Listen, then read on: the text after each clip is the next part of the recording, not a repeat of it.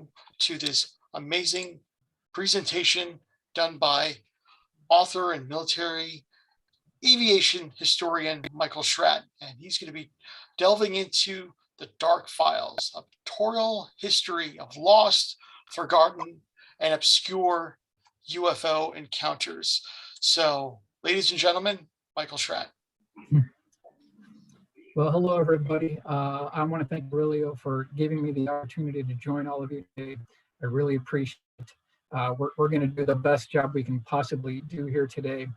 The title of this lecture this afternoon is called Dark Files, a Pictorial History of Lost, Forgotten, and Obscure UFO Encounters. We certainly got plenty of material to make it to the next ice age. I'm not going to rush through this presentation. And just to give you a brief background of how this all began, living in the Chicagoland area gave me the opportunity to attend the EAA Air Show in Oshkosh, Wisconsin for like 25 years in a row. Kind of solidified my aviation background and interest. But then I started compiling reports of UFO cases, and then living with hours drive of 2450 from West Peterson Avenue in downtown Chicagoland area gave me access to the CUFOS files that are for UFO Studies, and they had over 60,000 UFO cases there. And for about a period of 3 years, basically given free rein to go through all 60,000 cases. And I only pulled out the case that had a pictorial sketch, 3-page report, and a flight path with it. I felt that that qualified as being caught and looking further into the details. And so what I'm going to present to you today is a combination of the CUFOS files, the MUFON file, the David Marler collection, also the Gray Barker collection, Clarksburg, Virginia, and a whole bunch of other resources as well. So that's just kind of a background here. Let's go into the next here. We'll go over the announcements here before we begin. So the visual aids used in this presentation are computer-generated forensic composite illustrations, which originated from actual UFO case files and eyewitness reports. So this is the source material: CUFOS, NICAP, APRO, MUFON, Invisible Residence by Ivan T. Sanderson, which I highly recommend, Uninvited Guest by Richard Hall, David Marler UFO Collection, UFO News Clipping Service, Wendell Stevens Archives, Leonard Stringfield Collection, Gray Barker UFO Collection, and Boots on the Ground Research. So, you know, this isn't just a cut and paste from internet sites. This is actual boots on the ground research. And I've underlined it here at the bottom. I'm going to provide all the references and source material so that you can verify these UFO cases on your own. So I want to allow you to do your own research, and I'm going to give you the newspaper clippings, the names, the titles, the dates, the people who were involved, so you can verify this on your own. Okay, so we'll continue on here. We'll start with this one. So this is February 3rd, 1983, Mobile, Alabama. Primary eyewitnesses coming back from a dinner engagement. It's around 9 p.m. And she feels this boom. Her whole car starts shaking. So she pulls off to the side of the road. She gets out of the vehicle, looks under the bottom of the vehicle, thinking the transmission might have fallen out. Everything seems to be okay there. She gets back in her car, goes another half mile down the road, and off to the right, there's this kind of a lighted field. And then she sees, ladies and gentlemen, this craft right here. It measured approximately 210 feet long, about 8 feet tall. We'll start at the top here, and you notice that there's a transparent section that wraps around the forward 1/3 of the craft. Behind those transparent windows, she could see what looked like, according to her, 5'10" humanoid-looking beings that were wearing a one-piece, tight-fitting, colored flight suit. Now, just a little bit down further from that section, there was another transparent section. Below that, there were these large, transparent, circular windows. Below that section, she could see what like 6-foot diameter pipes that were sticking out of the craft that were encased in kind of a box device. Below that, there was a door closing from right to left, and she could see this, what looked like an asphalt road on the bottom. And off to the left-hand wall, The wall consisted of what looked like tubes, pipes, and cylinders on this left wall. On the very bottom of this craft, there were three what looked like transparent gondolas with these same 5'10" humanoid looking beings that were kind of encased in a very interesting cross section that you can see on the bottom here. That consisted of 4-inch by 24-inch highly polished mirror reflective devices that were in the shape of a cross. So this is what this thing actually looked like. We'll do an enlargement here. You can see the door that was closing from right to left. And then she also said that when she was looking through these transparent windows, she said that she could see from one side clear all the way to the other side. And in the interior of this craft, she said it looked like cross beam construction, like a truss bridge. And also, it reminded her of the bulkheads and stringers of a naval shipping yard somewhere on the East Coast. That's how she described this craft itself.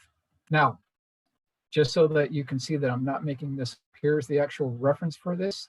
This is the April Bulletin, Volume 32, Number 2, 1984. This is the original sketch that came with the eyewitness report. And we'll move on to the next one here. Now, this is USS FDR, 1958, Guantanamo Bay, Cuba. They're on a shakedown cruise. It's about 9 p.m. And all of a sudden, there was this massive chaos going on below decks. Everyone was screaming and yelling, and there was chaos and people trying to climb up ladders. They were trying to get to this flight deck you see in this photo here. They were all trying to rush to the flight deck. And remember, this is around 9 p.m. Now, when they got there, what they saw, and here's an original sketch from the primary witness who was involved in this actual event. They saw this 200-foot cigar-shaped craft approaching the aircraft carrier. It hovered about 100 feet off the flight deck of the aircraft carrier, the USS FDR. I should mention that the FDR had a history of UFO sightings, and it was the first aircraft carrier to carry nuclear weapons on board. Now, when this craft, which was described as a cigar craft, when it hovered over the flight deck, there were 25 eyewitnesses standing on the flight deck that were looking up at this. They said that they could feel the heat coming off this craft onto their faces. So right now it's a close encounter of the second kind. Now what I've done here is we've gone ahead and did an enlargement so you can see what this craft actually looked like. There were these square cutout windows that eyewitnesses said that they could see humanoid looking beings walking back and forth through these windows. And one of these beings, according to the witness in the sketch here, you can see on the bottom, one of these raised its hand above its head and was waving at the 25 naval personnel below on the flight deck. So I took all this information together. I actually called the eyewitness, read the report 5 times, did a detailed analysis of the sketch, and we went ahead and did a artwork. And this is the illustration we came up with. So here you can see the flight deck looking at this cigar craft with these beings, and one being waving to the guys below. Now, again, I'm not making this up. This was reported in flat top internal carrier newsletter at least twice. It was also reported twice in newspaper articles as well. So we're getting it directly from the gentleman who was on the flight deck. So here's an enlargement of what these beings look like. So since it had a physical effect on the naval personnel, it's a CE2, but now that we have beings involved, not only is it a CE2, but it's also a CE3 case because we have beings involved. And that goes along with von Hynek's classification for UFO sightings. All right, we'll go ahead and move to the next case now. This is an interesting case. May 26, 1979, Calusa, California. It's 11:30 p.m. and you can see this house over to the right, and coincidentally, the air conditioning and the television, they both conked out at exactly the same time. So it was just a complete coincidence. And so the man, his name is Bill Pecha, he walked outside the house. Now his family, his wife and 2 children were still sleeping at the time. He walked to the back of the house. He looked at the circuit breaker box that you can see on the right-hand side. Everything seemed to be okay there. But then he noticed that the hair on his chest, the hair on his arms, and the hair on his head not only started lifting up, but crackling. The entire area was encased in the static electrical field. And when he looked up, he saw this 140-foot diameter disc hovering directly above his house here. He described the upper dome as looking like a juice cruiser or like an orange juice cruiser. It had these ribs on it, and I'll show you a thing of it. Now, below this craft, there were these conduit pipes that did or terminated in frayed edges. And on the left-hand side and right-hand side, he could see these prong-like devices hanging down as well. Now, while all this is going on, he looks over to the left and he sees another craft identical in shape and size to this one, but it's actually half the size. And it was pulling power off the 500,000 volt power lines, causing them to become cherry red. This is a CE2 case because of the physics. At this point, these conduit pipes retracted into the bottom of the craft and prongs retracted. And then you can see these gooseneck lights, they popped up at the exact same time. At this point, getting concerned. So he walks into the house and he wakes up. Here's actual drawing.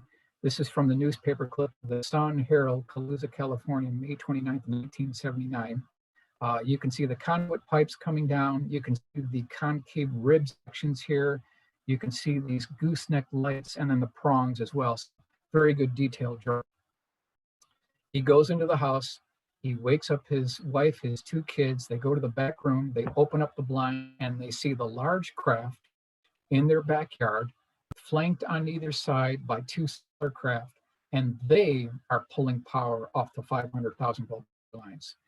Then something interesting happened. A large craft that you can see in the center, it went from a dead standstill to these lower hilled mountains in the background, about 24 miles away, did it in 1 second, and then came back again in 1 second. So whatever this craft was, it had transversed 50 miles in less than 2 seconds and made no sonic boom at all.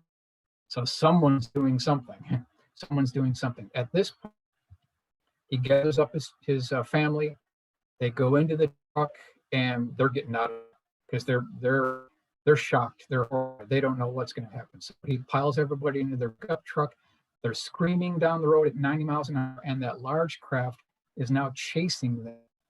And it goes off to the right of the pickup truck. It goes over to the left of the cab, then goes back over to the cab of the pickup truck. This is all going on at 90 miles an hour. They finally make it to the neighbor's house where they pile out of the truck.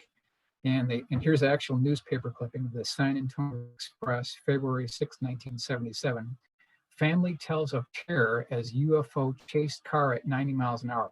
I should also mention that the entire county of Calusa, California, had a complete blackout.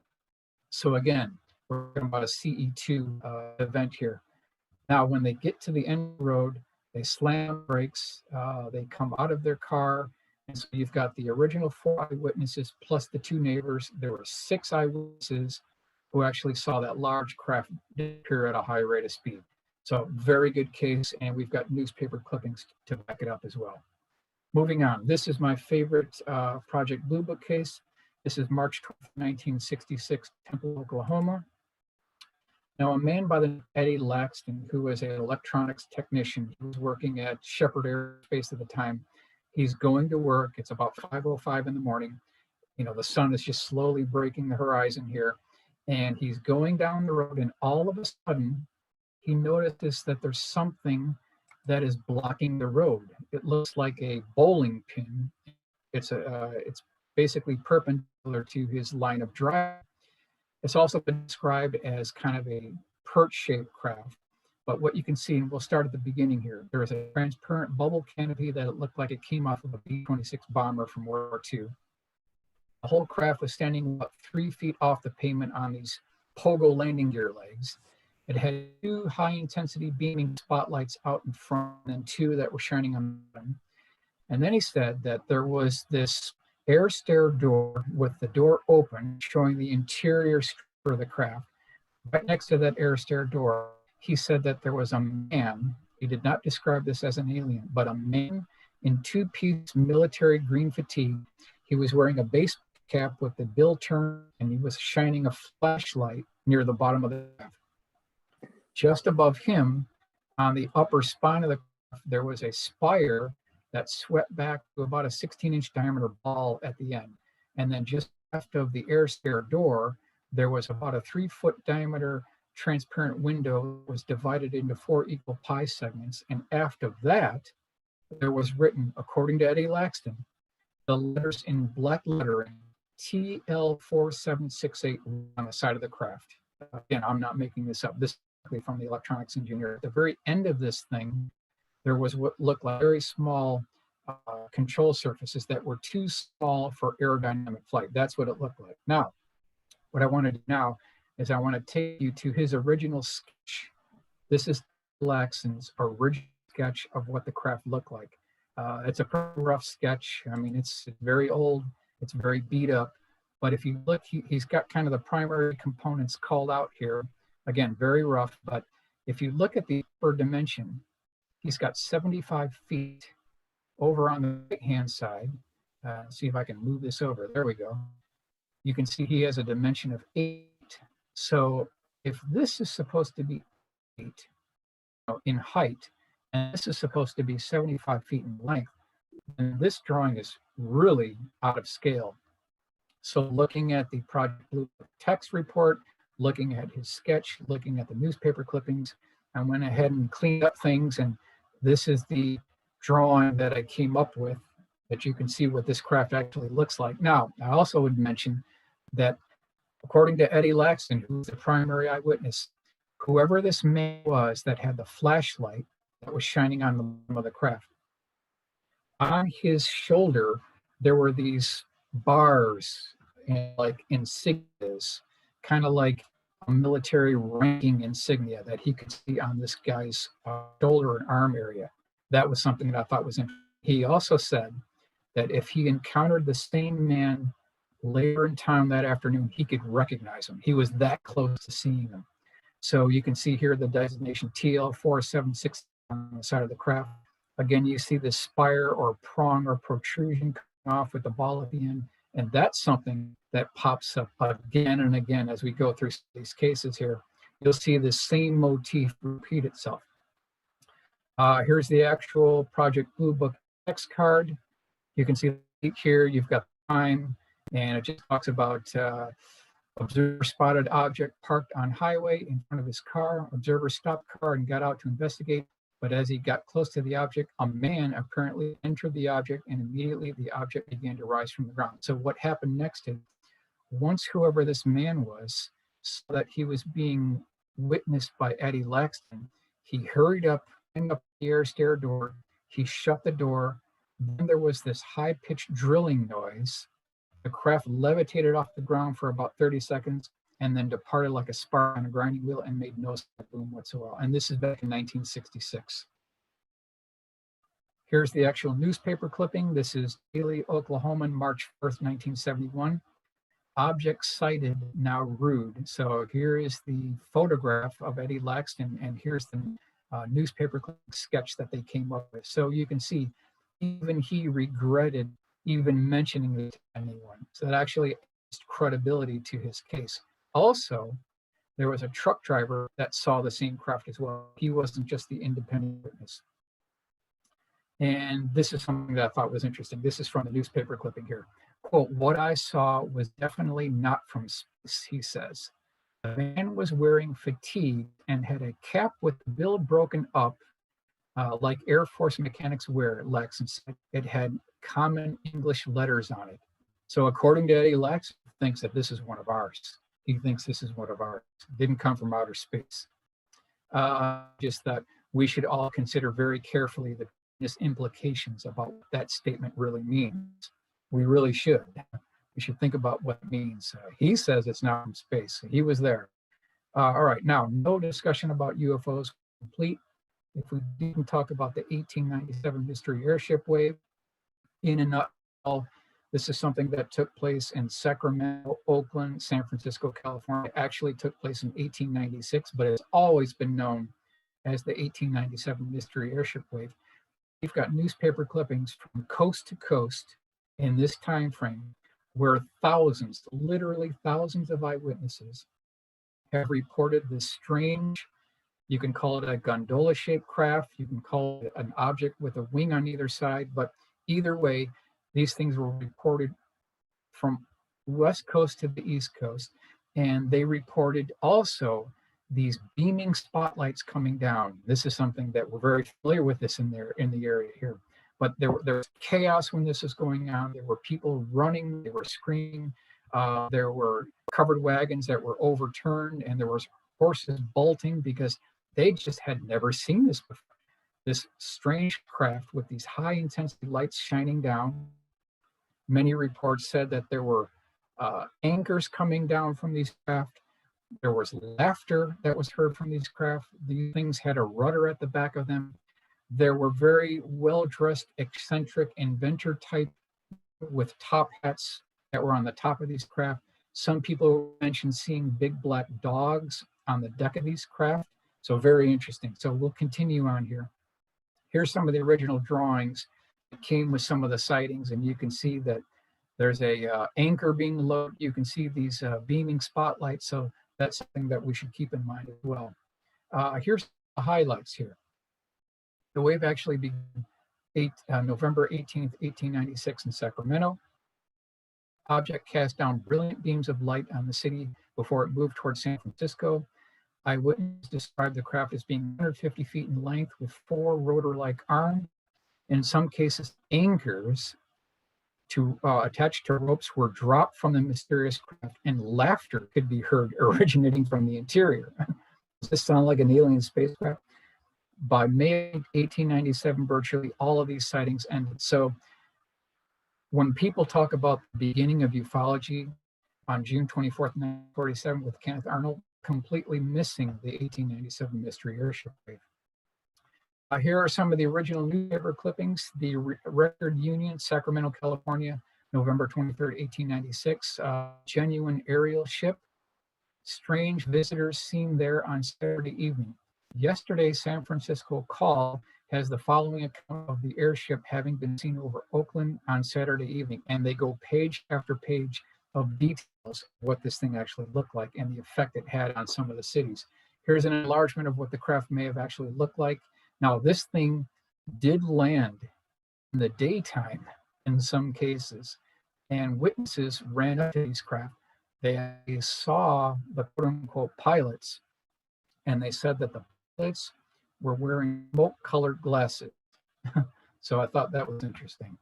Very interesting description they gave. Here's some of the main spotlights that were running. This is all 1896 time frame, way before the Wright brothers flew in 1903. Again, enlargement here showing you the 2 wings that was reported again and again, and also the rudder as well. Okay, we'll move on here. April 24th, 1964, Socorro, New Mexico. Most of you are familiar with this case. This is the famous Zamora case. Now, just prior to Lonnie getting involved in this, according to a new book that discusses this case in great detail, there was a couple with their 2 kids on vacation. They were driving to Socorro, New Mexico, and what they saw has a bearing on Lonnie's car, because they reported this white-colored egg-shaped craft basically come buzzing right over their car at about above the roof of their car. They actually went to the police office and they filed a report, and they said in the report they mentioned that you people really fly your planes low around here. This is actually in the report at the department. So Lonnie is chasing the speeder when this is going on, and he notices this egg-shaped craft fly overhead. So he backs off this to the speeder. He comes following this. He goes over this kind of a rocky hill area, and then he gets to this clearing, and he sees this egg-shaped craft. It has 4 what look like lunar lander pogo landing gear supporting it. There was an exhaust nozzle at the bottom. You see an insignia, but then near the craft on the desert floor, he could see 2 small statured beings that were wearing white coveralls. And at that point, I mean, he's just shocked. He can't believe what he's seeing. A few minutes later, now he got very close to this craft.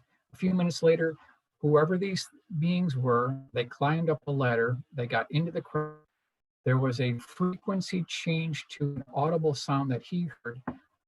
Then there was this flaming blue colored flame coming out of the bottom of the craft that hovered off the ground and then departed at kind of a low rate of speed. So what can we learn from all this?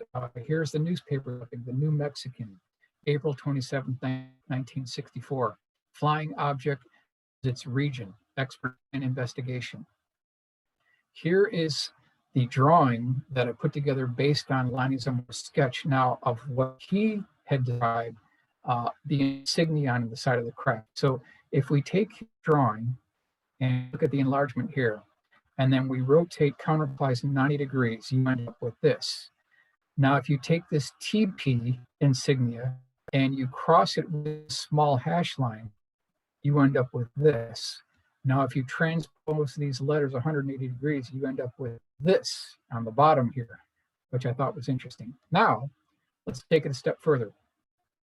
What you're seeing, ladies and gentlemen, is not the actual insignia. How do we know that? Because we do have a recent book that interviewed the final eyewitness that was there the same day talking to Lonnie Zamora, and there's some good detailed information on this. This is the actual insignia that was seen on the craft, and this is referenced in the new book that I'm going to talk about here soon. So this, we believe, is the actual insignia that was seen. This is the book here. It's called Not of This World, the 1964 Socorro UFO with Humanoids, Witnesses, Policeman Lonnie Zamora, by Ben Moss. So I asked this to the author here. Why did Lonnie Zamora sign off on a fake symbol? If we hear about this new symbol now, here's the response I got. The symbol was changed by U.S. Air Force Major Holder for the simple reason that providing a fake symbol, if any other cases came up and a witness reported the fake umbrella symbol, then they would know that the witness was lying. By Lonnie signing the fake symbol, maybe drawn by Holder, he was signing a contract with the government to keep his mouth shut on the symbol. It was country, God, then family in those email from Ben Moss, who's the author. This is November 22nd, 2020. So that's his impression of why, for over 50 years now, we've been led to believe the symbol looked like something, but it's actually something else. So then I looked at where all this took place. Now, this is a map of New Mexico. You can see the boundary of White Sands Missile Range goes all the way down here, Trinity Site, to the southern region here, back and circles around. But if you look on the left here, the upper left, you can see Socorro, New Mexico. If you go down to the right here, you can see the gauge in miles. This sighting took place 5 miles of the western border of the restricted area of White Sands Missile Range. So does that tell us anything, ladies and gentlemen? Does that have any bearing on this whole thing? Is that a clue to what we're looking at here? So here's a couple of the details. Object was seen within very close proximity to White Sands Missile Range. Number 2, object featured retractable landing gear. We'll continue on here. UFO featured inverted barn landing gear pads with sharp 90-degree straight corners. That's interesting. A mysterious metallic slam noise was heard just prior to liftoff and departure. So I'm asking the question, was that a door hatch closing? A second mysterious quote-unquote metallic slam was also heard just prior to departure. A latching or locking mechanism. Number 6, a very loud roar was heard prior to liftoff. It changed in frequency from low to high. And then a blue-colored flame was seen coming from the bottom of the craft as it lifted off the ground. So these are just a couple of the highlights here. Now, let's do an investigation here of this landing pad. And I've got an enlargement here. Take a real good look at this landing pad. Look at the 90-degree corners, the sharp angles. Does this look like something alien in nature? Well, enlargement here. Here's from a book, Of This World, page 208. And you can see the female impression that this pad made into the sand here. It actually made a female impression. You can see the dotted line here. It looks kind of a top of a barn, the roof of a barn. Here's the enlargement here. You can see this very clearly at this point. So just keep that shape in mind. So took this outline drawing. I went ahead and did a SolidWorks model of it. So here's what the landing pad looked like in a SolidWorks model form. And you these 90-degree corners, you've got these sharp here, you've got kind of a 60-degree line here.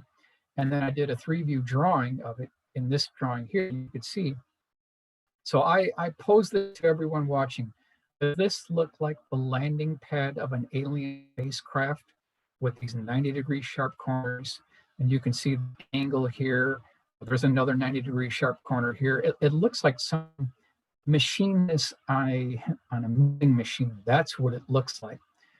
In nature, you will very rarely see 90-degree sharp corners. It happens, but it's very rare. You can take a look at tree rings. You can take a look at pine cones. You can take a look at curvature of breaking waves. They're all curved. You don't see these 90-degree sharp corners in nature very rarely. So I'm just proposing that this looks a lot man-made than it does extraterrestrial. We'll move on to the next one.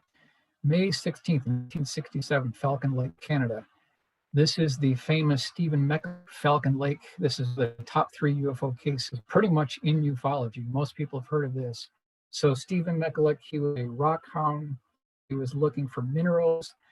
Keep in mind, he had heavy jeans on. He was wearing leather gloves. He had a heavy shirt on. He had a welder's goggle so that he wouldn't damage his eyes when he was chipping at rocks. So as this sighting progressed, he saw 2 40-foot diameter dish-shaped craft hovering above him, and craft stayed in its location. The other one landed about 200 feet away. He was looking at this thing on the ground for 30 minutes before he even approached it. So he got a good look at this thing before he even got close to this thing. So he was a good eyewitness. And we'll move on to the next one now. So as he got closer, he noticed that there was a hatch that was open that had this violet or purple colored light coming out of it. And then about 10 degrees counterclockwise, basically along the vertical axis, there was this other section that measured about 6 inches by 8 inches that looked like some kind of exhaust or vent. And he could hear laughter come from the inside of this craft. So he was looking inside, but he didn't see anyone. All of a sudden, this door or hatch slams shut. The craft rises to the ground about 12 inches, starts rotating, and whatever this vent was lined up with him, and you can see an enlargement of him looking inside the craft itself with this violet light. Whatever that other hatch was, it lined up with him and it actually burnt him. And the whole pitch pattern on this exhaust lined up perfectly with the burn marks on his chest. So it caught his shirt on fire. He actually started throwing up. He had physical effects. So it's definitely a CE2 case because there were absolutely physical effects of this. And we'll move on to the drawing here. Here's an enlargement showing you the burn marks on his chest and where his clothes actually got caught on fire. Here's some of the original drawings that came with the case itself. And here is a detailed drawing showing you the actual burn marks that matched up with the hatch just near the entry hatch of the craft itself. So I have a coworker named Antonio who is very well connected, and he was able to secure a photograph, and this is kind of a world exclusive thing. Here is a actual photograph of the landing site itself. This is the official Falcon Lake landing site from the Royal Canadian Mounted Police. And if you look closely here, ladies and gentlemen, you can see the round outline of where the disc came down. It's absolutely had physical effects. So it is a CE2 case on many different fronts for sure. Here's the Edmonton Journal, May 24, 1967. Foul smell persists. UFO sighter suffers chest burns. This is Eddie Laxton. Here's his original of what the craft looked like. He died recently, so it wasn't that long ago that he was still alive. And to his death, he maintains that this actually did take place.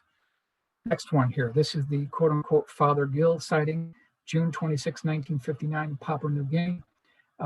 This is important because of the number of eyewitnesses. So Father Gill here in the foreground, and you've got people in the local mission who actually saw this. There were a total of 25 eyewitnesses. This was a little bit later in the afternoon, 6 p.m., when an aide to the Father Gill rushed into the mission and just said, Father Gill, you've got to come out. You've got to see what's hovering above the mission. When he got out there, he saw what looked like a two-tiered wedding cake. The bottom of the craft was about 35 feet in diameter. The upper craft was about 20 feet in diameter, and there were four looked like men on the top deck of the craft itself. Now, two were in the fore, the other two were back. They looked like they were working on some type of mechanical instruments. And then there was a blue-colored whitish beam of light shooting off about a 45-degree angle. All these people are looking at this. At this point, Father Gill raises his hand above his head and starts waving to the men on this craft. We've done it in large here. Tom Bogue gets credit for doing these operations.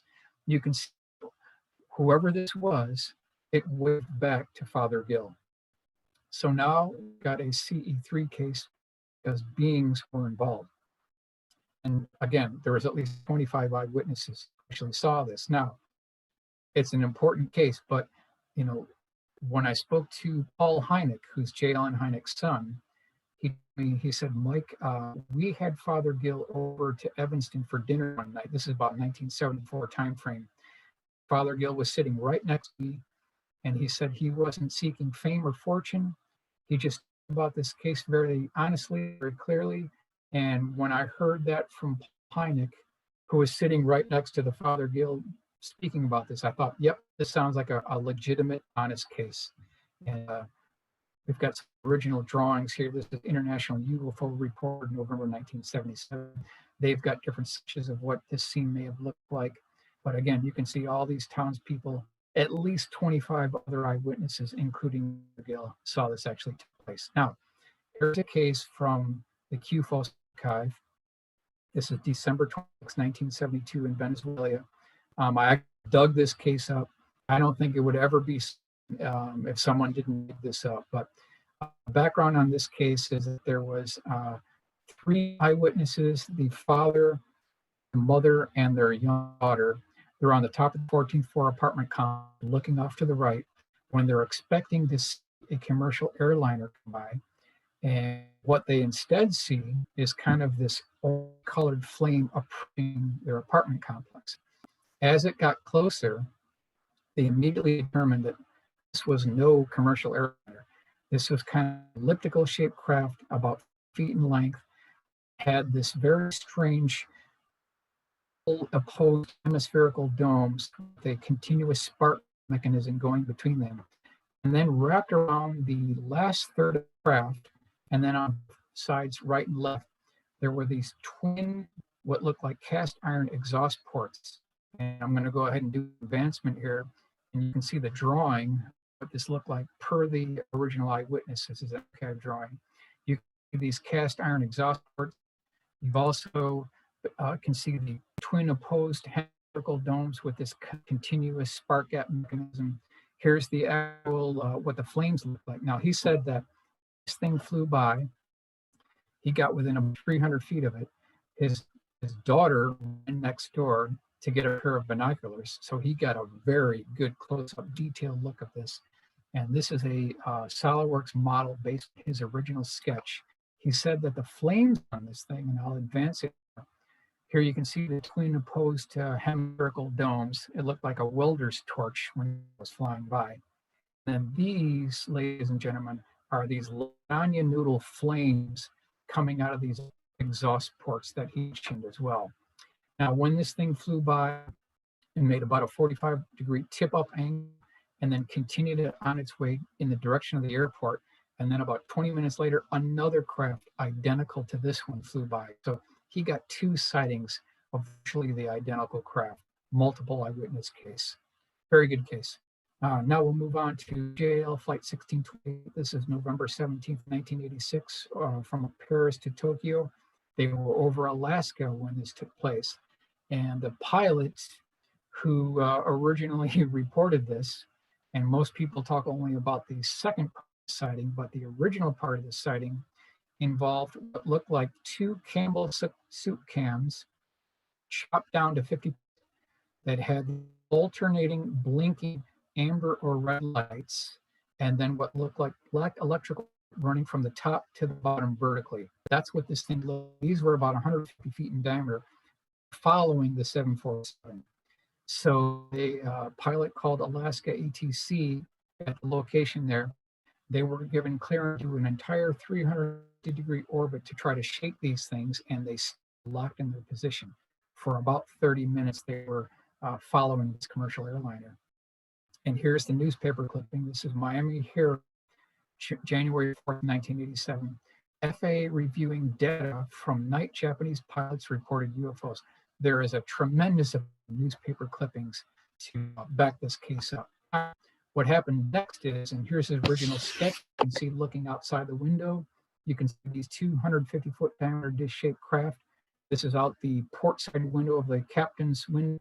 These are his original sketches. And then at the second part of the sighting, a large walnut-shaped UFO that approached from behind on the port side of the aircraft that he said, again, not saying it, but the pilot himself, 1.5 to 2 times the size of an aircraft carrier. Massive, massive craft, just a huge craft. This is what the craft looked like. Here is pilot Kenji Teruyuchi kind of describing the reporters of what the encounter looked like. And from behind comes this 2 to 4 times the size of an aircraft carrier lurking up from behind the cargo 747. And this is one of those famous. Now, he was fired for reporting this sighting, but later on, the pilot was actually arrested. So, again, coming from commercial airline pilots that are credible eyewitnesses. Let's talk about this June 22nd, 1976 Canary Island case. And we've got the top looking down here. La Palma's been in the news recently about the volcano. We've been hearing a lot about that. But I want to talk about this very interesting Canary Islands case. And the reason why I think this is interesting is because of this document right here. Unidentified flying objects briefing document, the best available evidence. And this is December 1995. If you look into this document, it's got all these cases here, 1944, 1945, the fighters, the ghost rockets, keep on going down here. Landing cases, Cora, we already talked about that one. Keep on going down here. Multiple witnessed in Canary Island, 1976. So what this is, ladies and gentlemen, it is a compendium of the best available evidence. Lawrence Rockefeller is the gentleman responsible for funding this report. This report went all the way to President Bill Clinton and Hillary Clinton. So we know for a fact that Bill Clinton and Hillary Clinton, they know about this case because they got a copy of this report.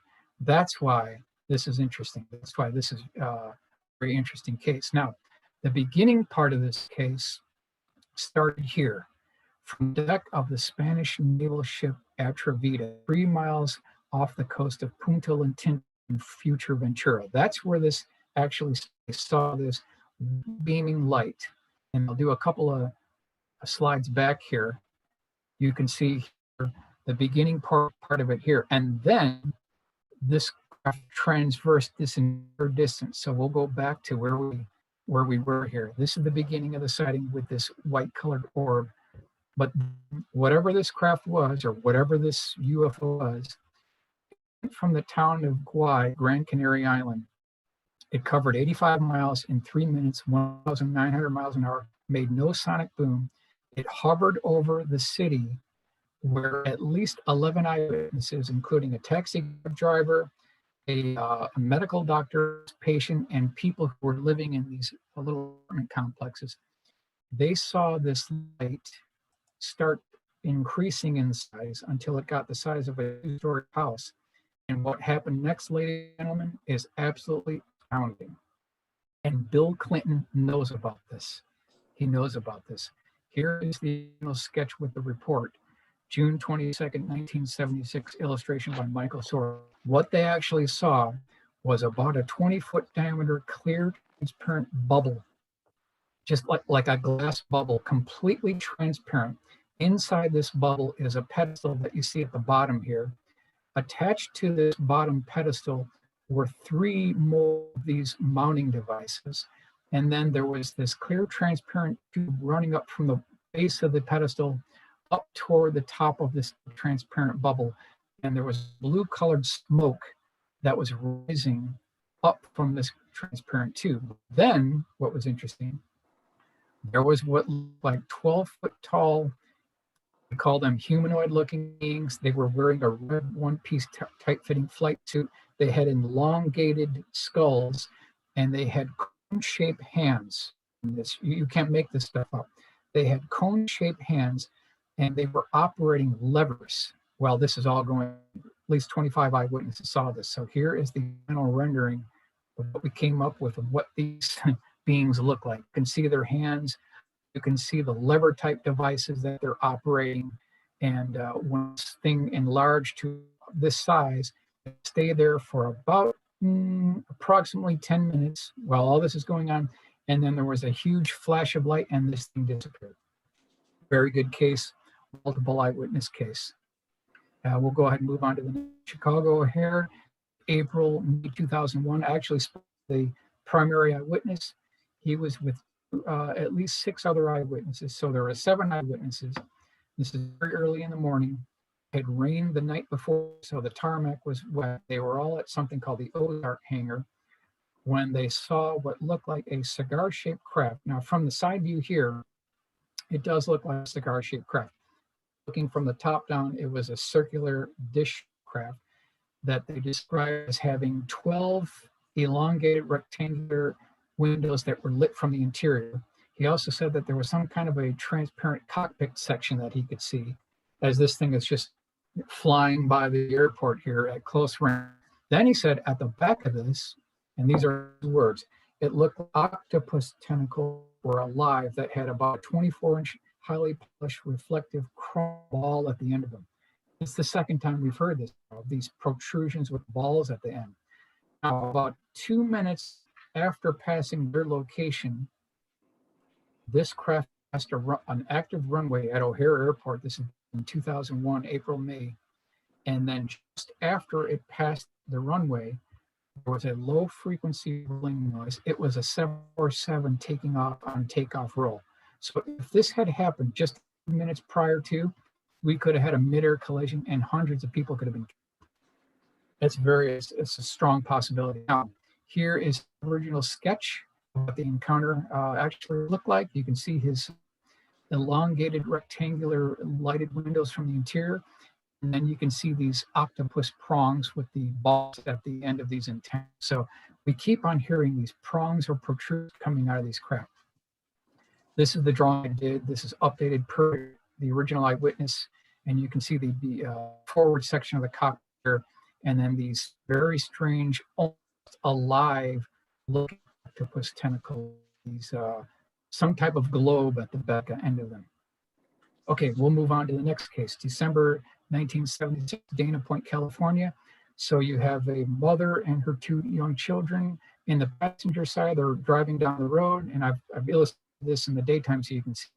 And all of a sudden, what's described as a fat frisbee goes right by their field of view, was right by their windshield. And she said it had hundreds of these blinking microcomputer processing lights and then a blinking red strobe on top. That's what the craft looked like. And the actual report, December 1776, Dana, California. This is from the CUFOS archive, and you can see the investigator's sketch as this thing is right by the windshield. So what we did is we took all the information, we looked at the reports, we looked at the craft itself. I went and did a rendering of what the craft looked like, all these hundreds of computer processing lights. And then what's interesting, she said that as the thing flew by their car window, a very strange maneuver, it tipped up 90 degrees and rolled away like a wagon wheel.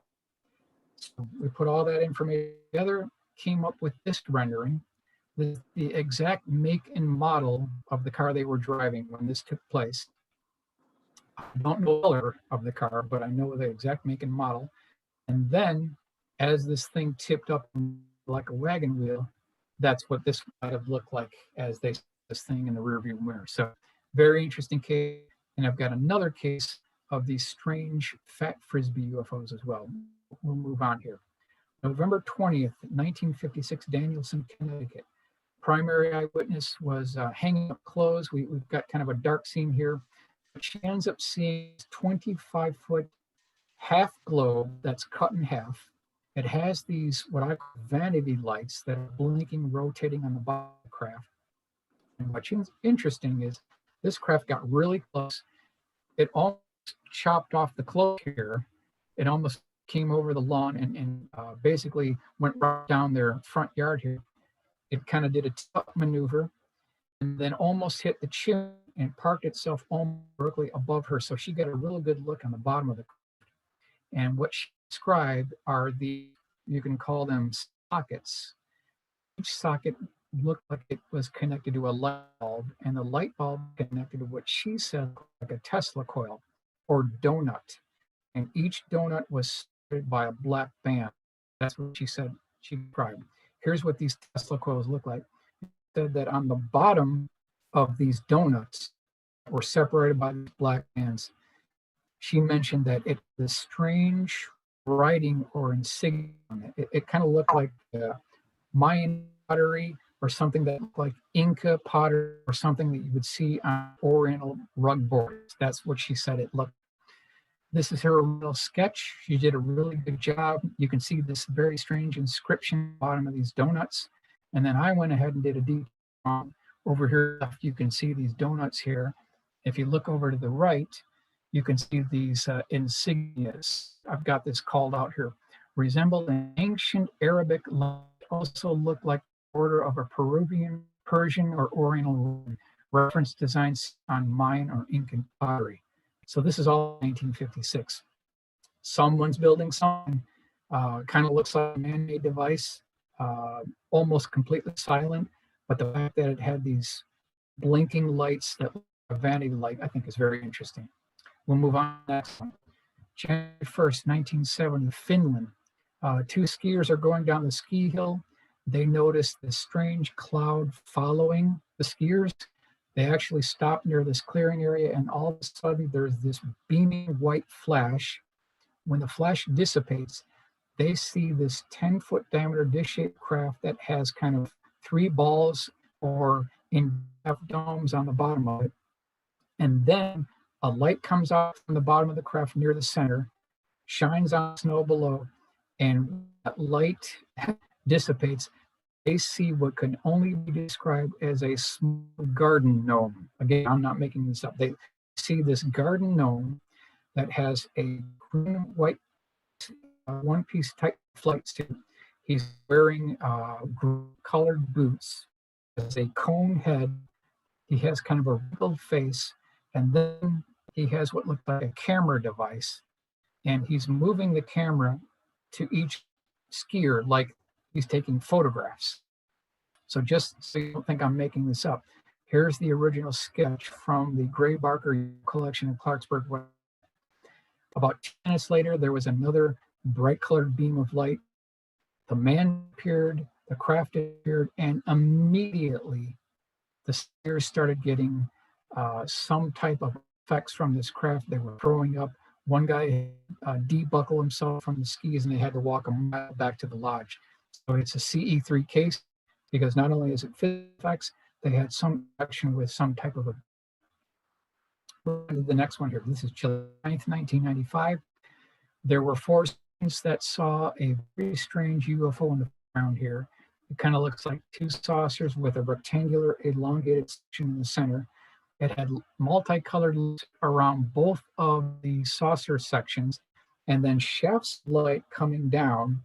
And then within the shaft of light, there were balls moving up and down through these shafts of light. Now, in the background of this illustration, there was also a triangular shaped craft associated with the sighting.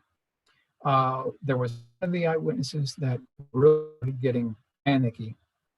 That particular eyewitness was brought home, and there may have been some type of CE3 case associated with a particular case. Very interesting case, July 9, 1995 in Missouri. Here's the actual Acton advisor that describes this case in great detail. We'll move on to the next case here. This is July 31st, 1968, Reunion Island. And discussion about UFOs would be complete unless we actually talk about these Michelin Man cases, because they're prevalent. They're really everywhere. You keep seeing these Michelin Man cases pop up. So this particular case, primary eyewitness was picking grass for his rabbits, and as he turned a corner, saw a sparking light, and then he sees this 16-foot wide, looks like a translucent egg, with a pedestal on the bottom, a mirror image pedestal on top, kind of a translucent blue colored on the forward and aft side of the craft, and then these what quote unquote Michelin men inside the craft. Now the one that was on the right was not looking directly at the primary eyewitness. The one on the left was. And when he saw that he was being looked at by the primary eyewitness, there was another flash of light, and then this thing disappeared. Here's the actual sketch within Flying Saucer Review, February 1969. When research got to the primary eyewitness 2 weeks later, and they went to the actual site of this event, they did find residual effects of radiation. So it's a CE2 case and CE3 case. Now, if it was just one Michelin Man case, that would be enough to make the case. But we've got another Michelin Man case. March 15th, 1976, Lyra, Spain. Had just the father and mother had just seen son at the Navy Academy ceremony. And as they're driving home, the wife sees this white light on the side of the road as they go over this hill. And this white light spinning like a corkscrew out of the ground and then transferred, or is like a transformer. This white light, like Sunday night at the Oscars. It was this being that looked like a Michelin Man. He had clenched fists. He had kind of a rubber diving suit on, black in color. He also was hovering about 16 inches off. He wasn't walking. Now, as they drive by, the lights on their car start flickering out. So it's a CE2 case and a CE3 case. And as they drive by, here's the original map and drawing of what the sighting looked like. You can see where the sighting actually took place. Now, I'm going to give you the exact description of the father had as they drove by. This is what he said on Vicente Corral. It was not of this world, but of another. So as they finally passed this thing, the wife took one look in the review window, and she could this being still there, kind of an ominous feeling as they were driving by. We'll move on to the next Michelin Man. December 12th, 1977. This is in France. Primary eyewitness was a young schoolgirl who had finished her homework. She went to in the kitchen, and when she looked through that window in the background, she could see this. You can see on the upper left hand. This is the original sketch from the report. This is from the Gray Barker collection. A somewhat smaller egg-shaped craft that had a cut-off forward and aft section, glowing red in color. It had no rivets. Seemed to be one piece, and then emanating out of this craft, you can see on the right, was another one of these Michelin Men. He was wearing a dark colored rubber diving suit. He had a square-shaped helmet with a cutout window, and he was seen emerging from the craft. There was no hatch or anything.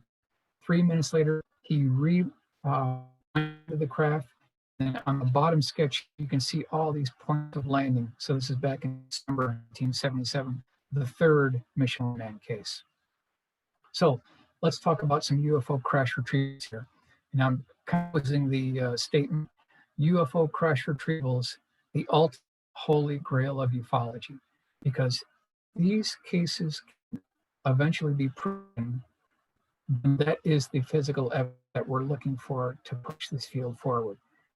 For 75 years now, we've been dealing with sighting reports and eyewitness reports, and although those are pieces of evidence in many cases, it's not enough to push this field forward. We actually need the physical evidence. That's why the retrievals carry everything and the most amount of weight, because we've got the debris, we've got the bodies, we've got the craft, we've got the autopsy reports and photos.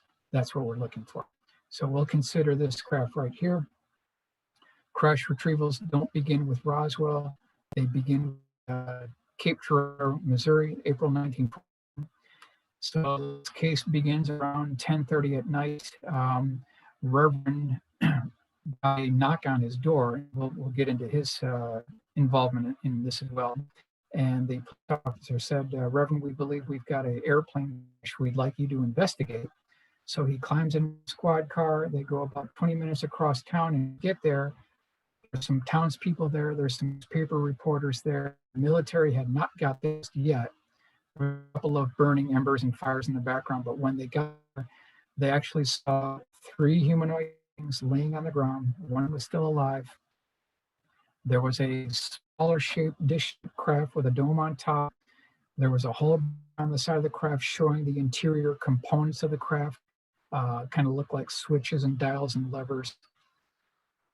At this point, we're going to move on to what the Reverend had seen. Now you can see this is down below Reverend William Hoffman, the Charlotte man who's intimately engaged in this sighting report as well.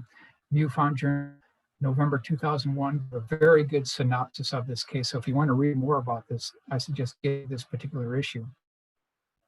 And William Hoffman basically kneeling at the base of this being. Now, he got there just about 60 seconds before this being expired.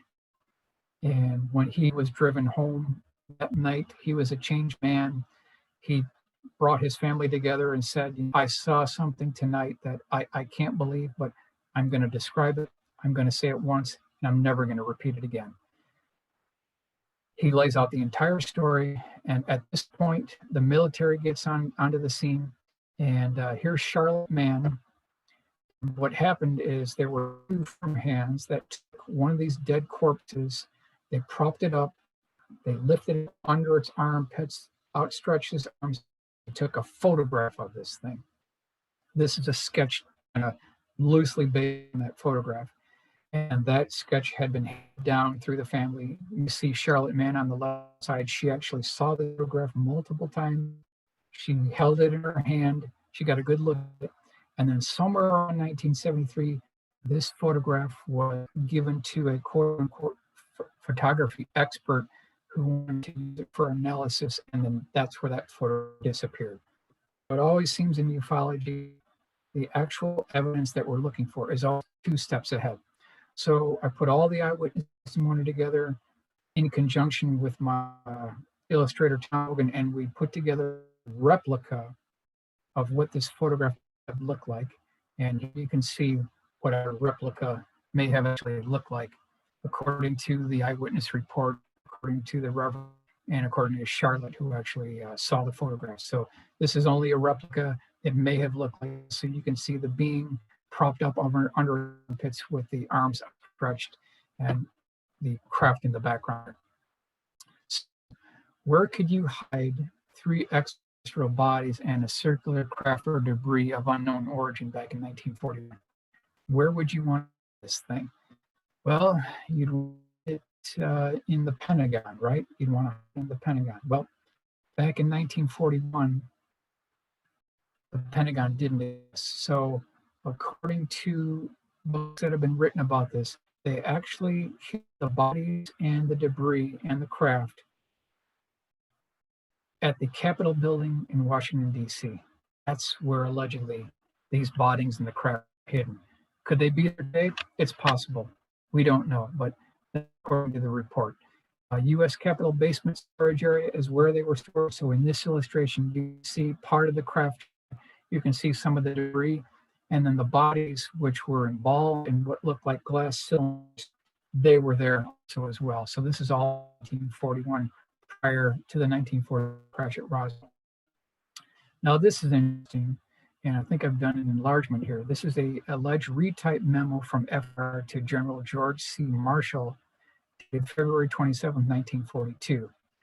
And I'm not going to read this whole thing, but if you do an enlargement here, I'll just read the top part of this.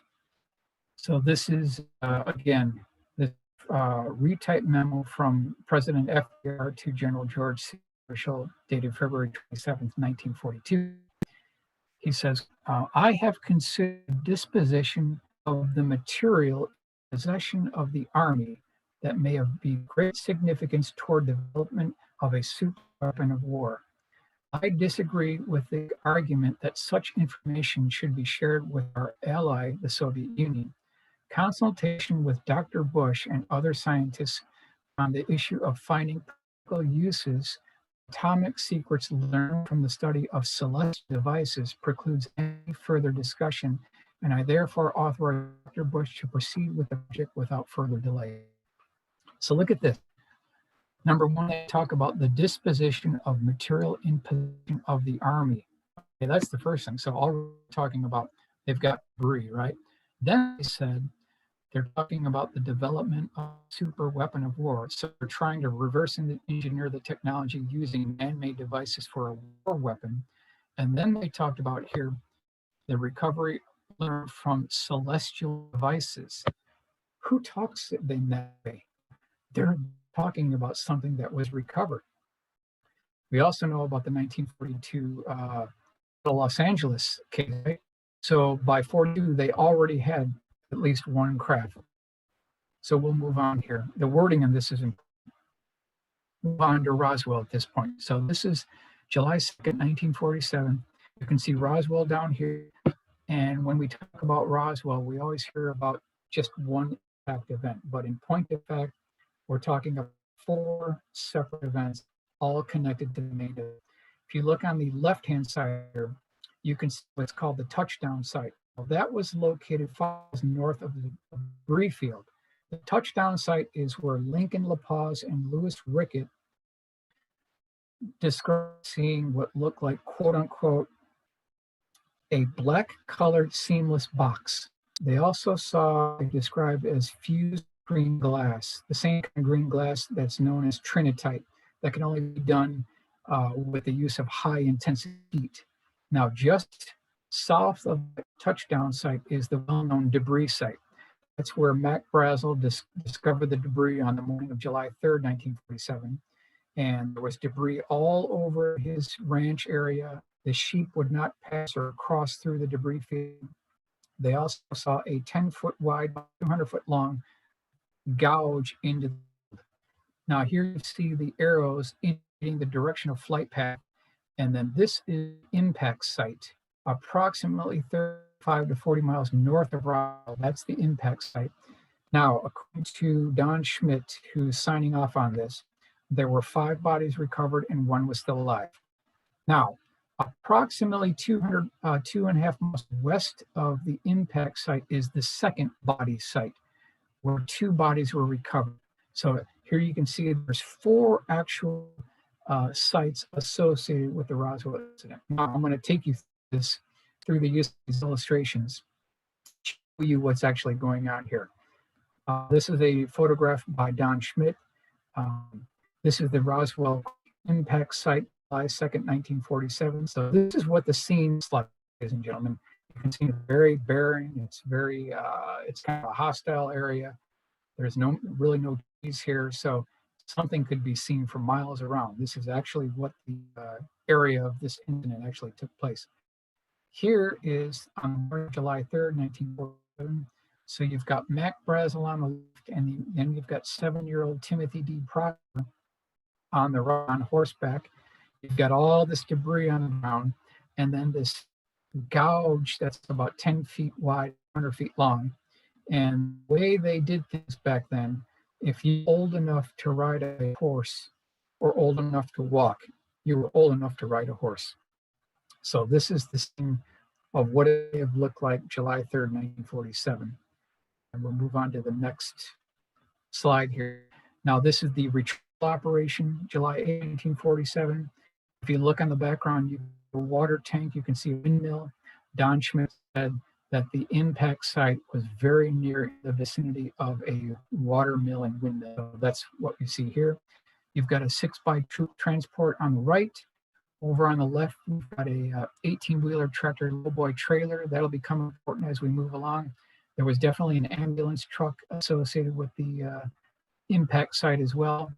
1 Jeep, and then what looked like a egg craft that has a hull breach with a dome on the top was about the size of a Volkswagen Beetle. That's what the witnesses described what the craft actually looked like. It was not saucer shaped.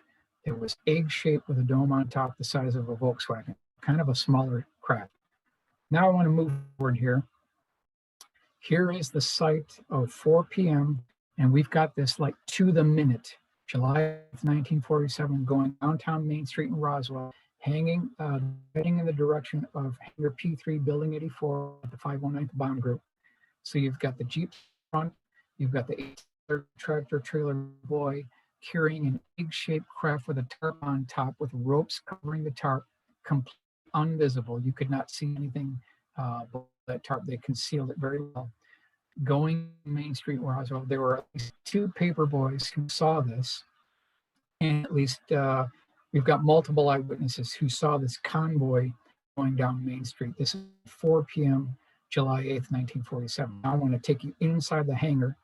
So now we're in building P3, hangar P3, building 84. This is July 8th, 1947, around 4:15 p.m. in the afternoon.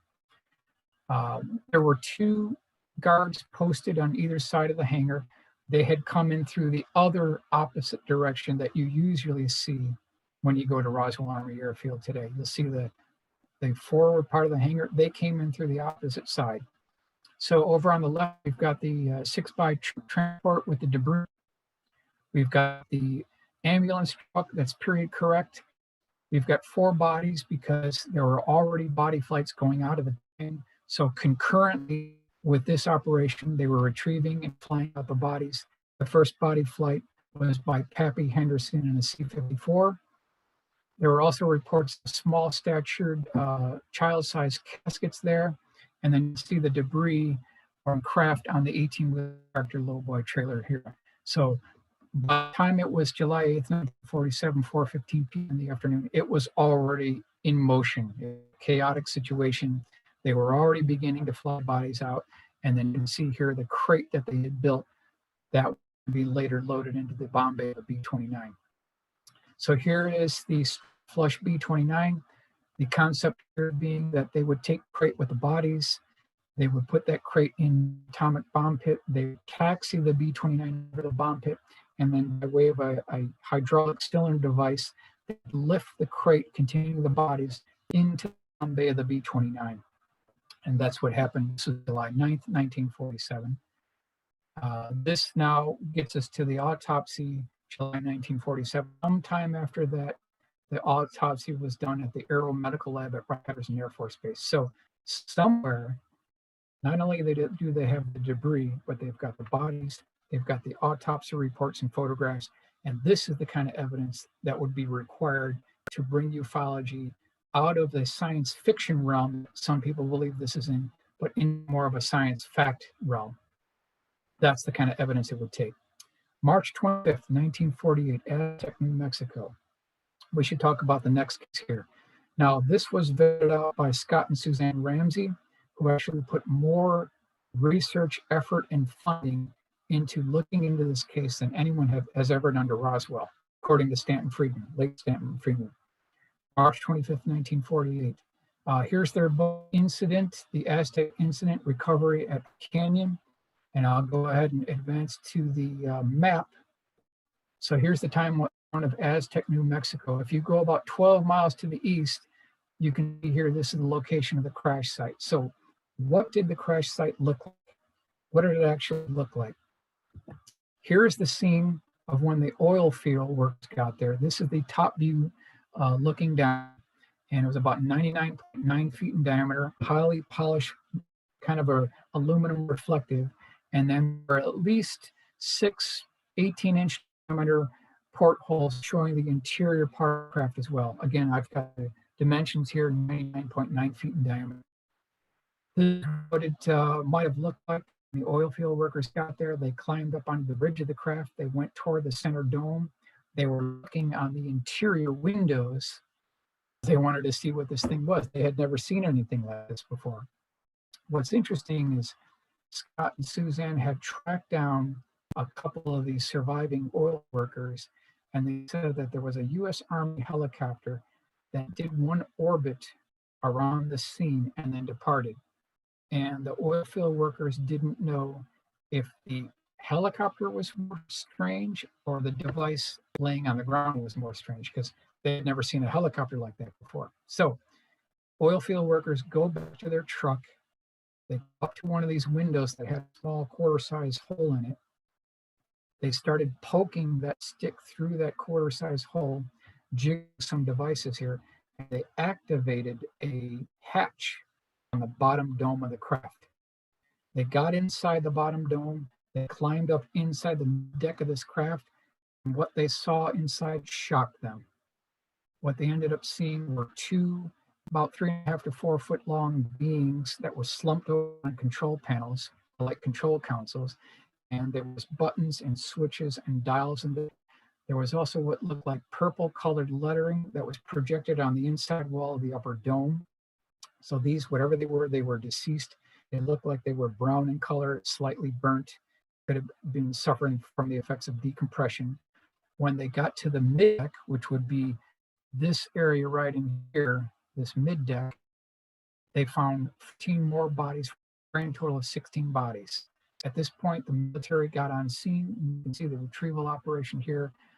They're getting ready to remove these bodies. So there are a total of 16 bodies at the scene. A senator was there. Also, a priest was on site as well. There were so many military operational personnel associated with the retrieval operation that all the motel Aztec were sold out, and they had to be moved into civilian houses. That's just how much of an operation this actually was. At this point, the military on scene, they went into the interior of this craft, and they found, they described as a pin locking mechanism. They were able to undo these pins, and the entire craft broke apart into 3 equal pie segments. And that's how they began the retrieval operation. They started bringing cables over the desert. They attached it to the edge wall of these pie segments, and they started dragging these pie segments and able to hoist them onto the 18-wheeler tractor trailer lowboys. And what you see here. The craft was brought to Los Alamos, was later reconfigured in its original configuration, and we believe at that point they began the reverse engineering process. So by 1948, if the story is true, had decades to study this and reverse engineer the technology. May 18, 1953, this is the Kingman crash retrieval. Credit has to go to Harry Drew for doing the groundwork and interviewing any of the remaining surviving witnesses to this case. But in this particular case, this was a crash retrieval. It was a soft landing, about 30 feet in diameter, 14 feet tall, had a number of ridges on the outer circumference. And what's interesting to note here, that a group of engineers and scientists, they flew from this location here, Indian Springs, all the way to Phoenix. They joined about 15 others for a grand total of 40, and they went from Phoenix on a blacked out window bus, which was a General Motors bus, at night, and they arrived that night on a dirt road, Kingman, where the landing site that took place here at Kingman, Arizona. That's what you see in this movie. And when they got there, here's some of the newspaper clippings long after this took place. Did UFO crashing near Kingman in 1953? Arizona Republic, November 18th, 2016, had discussed this. What the scene looked like when they got there. There was a quote unquote light owl that was shining a light down on the craft. They had one position, they had tents on all 4 corners. There were military personnel there. The craft at about a 15-degree angle and embedded itself about 10 inches into the soil. It was unscratched. There was a hatch that was open, and there were about 4 beings that were associated with this craft. 3 of them were standing near the hatch of the craft. The other being was about, I'd say about 20 feet ahead of them. He was known as the leader. And when the U.S. Army established communication with these beings, they said that we will go with you on one condition and one condition only, that you do not separate us. So we're brought together with the military. They were separated. At the point, they began the full retrieval operation. They ended up building a crate or a cradle device that was sitting on top of an M25 tank transporter, and they started moving this craft from the site in Kingman to the remote test site in Nevada, according to Harry Drew. Now, in order to do that, obviously they had to cross the Colorado River. They tried to go on the road of the Hoover Dam, but the outer diameter of the craft itself was interfering with the light pulse on the top deck of the Hoover Dam. So what they end up doing is there's a put in about 200 feet north of the northern wall of the Hoover Dam, and they brought a barge down the Colorado River. So they ended up driving this tank transporter with a disc on top, brought it right onto the barge, and they strung cables from one side of the Colorado River to the other side. And this is all going on at night. They started moving the barge down the river when the cable snapped. And then this whole thing starts floating down the Colorado River, and it actually impacted the north wall of the Hoover Dam.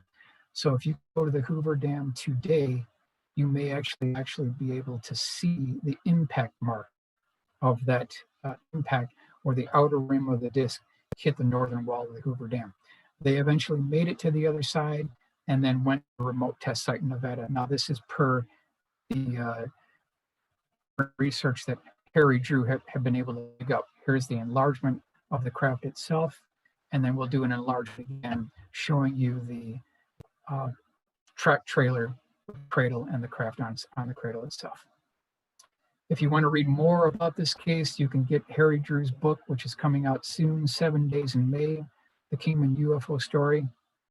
He is the principal witness on the Kingman UFO soft landing case, absolutely. Now, we talk about Lunken Airport, Cincinnati, Ohio. This is the original location of the Leonard Stringfield collection. Over 68 three-ring binders were there.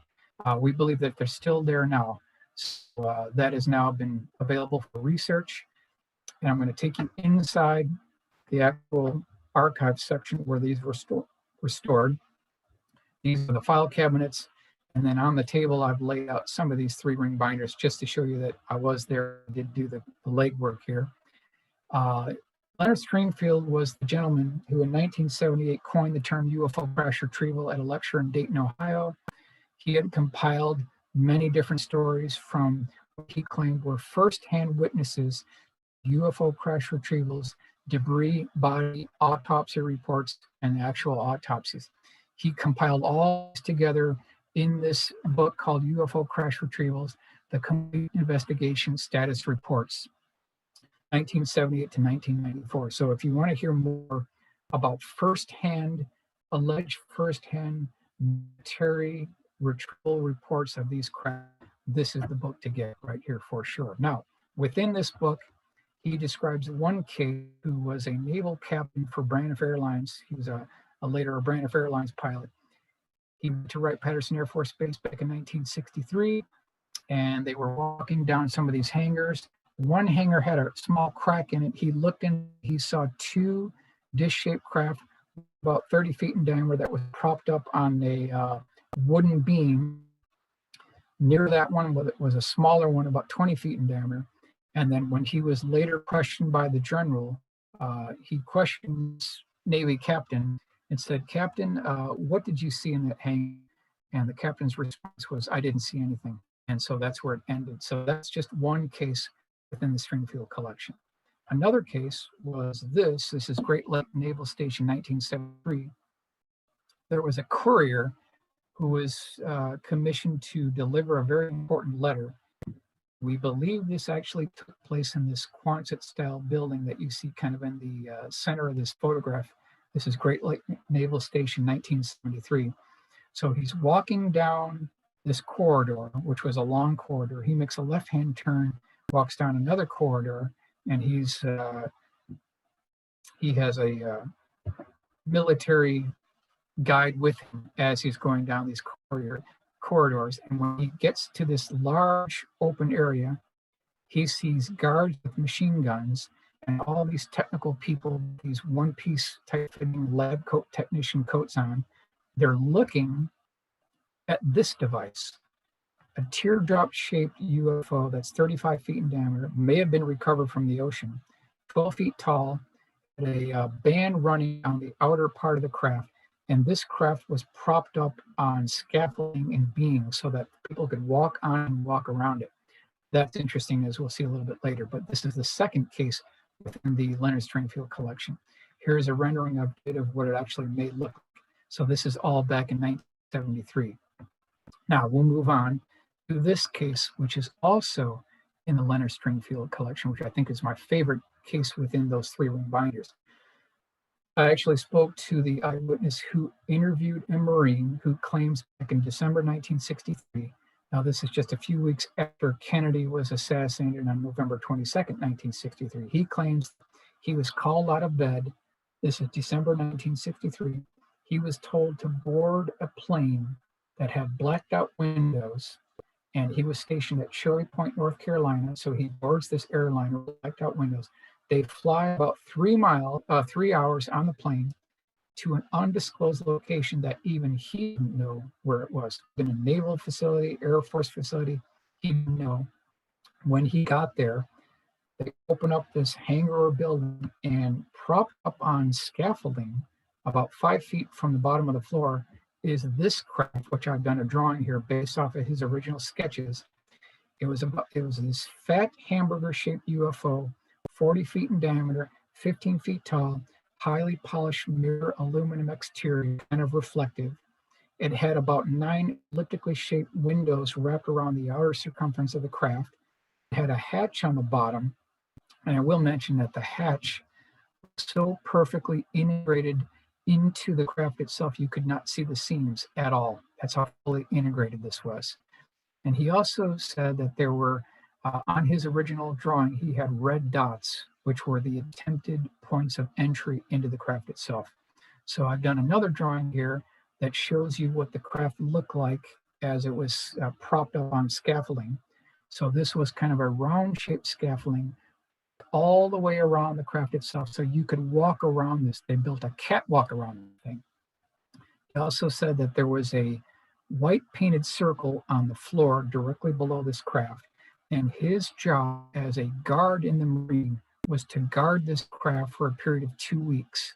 And he mentioned that there was a 1-inch lip between the outer part of the craft itself and the part of the window itself that was kind of opaque. He did mention a lip there, and he was there for about 2 weeks and guarded this thing. So we did a full color rendering of what this actually may have took place. Now, the first thing he said that they could do, they tried diamond tip drill bits on the skin of the craft to breach the hull of it. That didn't appear to work at all. That was a failure. Next thing they did is they had jackhammers, pneumatic hammers, and they were trying to breach the hull. That didn't work. Then he said that they had an 18-wheeler tractor trailer truck pull up to the hangar device, the hangar facility. It had 3-inch diameter gauge cabling coming from the 18-wheeler power device, and they were using that to power a laser, and they were shining a laser on the outer surface of the craft itself. And that didn't work because when they moved the laser to the side, it was warm to the touch, but had no effect whatsoever. The last day he was there, he saw the craft being loaded up on a 18-wheeler lowboy tractor trailer. They were putting a tarp over the craft, and they put heavy chains over the tarp, and it was being moved to the next location. He also overheard comments about beings associated with the craft itself. Now, just the fact that it's propped up on scaffolding is important for one reason that I want to get into here, and that has to do with this gentleman. This is 4-star Major General Melvin F. Nickel, and he was at Tinker Air Force Base. He was the commander of Tinker Air Force Base, and he was friends with Man, who we about associated with the Cape Girardeau crash retrieval. They had been friends for years, and Charlotte asked this base commander, Melvin F. McNichol, if he could tell her anything about UFOs, because they'd been friends for years.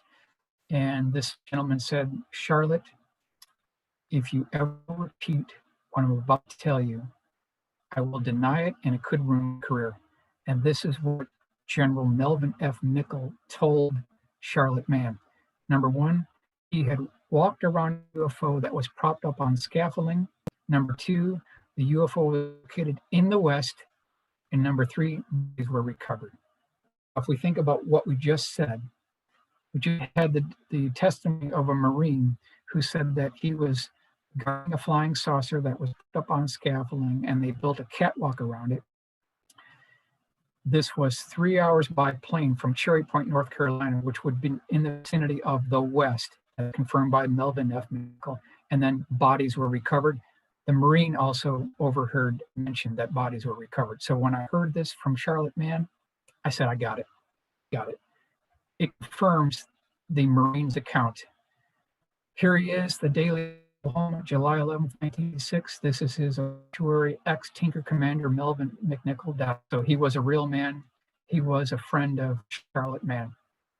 So my question is, what did President Kennedy know about UFOs? When did he do it?